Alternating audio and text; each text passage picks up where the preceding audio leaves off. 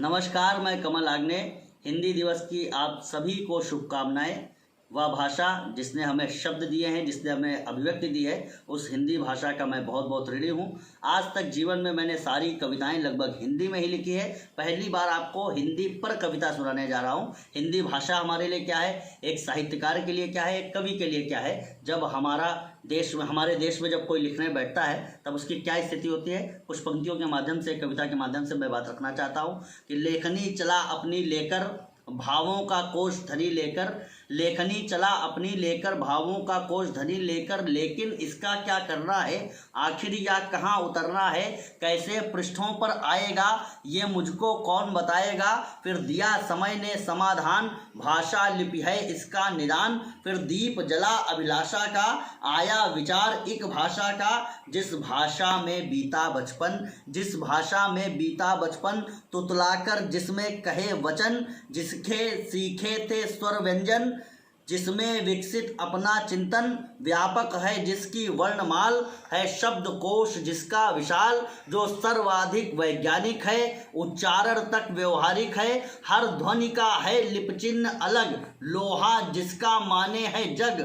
बहते जलसी निर्मल भाषा, बहते जलसी निर्मल भाषा, सर्व सरल सी मंगल भाषा, जिसका कोई वर्ण न गूंगा, जिसका कोई वर्ण न गूंगा, मैं उसमें ही कविता लिखूंगा।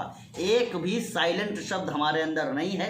हम जो बोलते हैं वह लिखते हैं, जो लिखते हैं वह बोलते हैं। यह हमारी भाषा की वैज्ञानिकता को प्रमाणित करता है कि जिसका कोई वर्ण न गूंगा, मैं उसमें ही कविता लिखूंगा। जिसने मेरा उन्नयन किया, मैंने उसका ही चयन किया। यही सोच जब कलम उठाई, यही सोच जब कलम उठाई, कागज पर हिंदी ही आई, कागज पर हिंदी ही आई। लिपि देवनागरी चहक उठी, मेरी कविता फिर महक उठी, मेरी कविता भी महक उठी।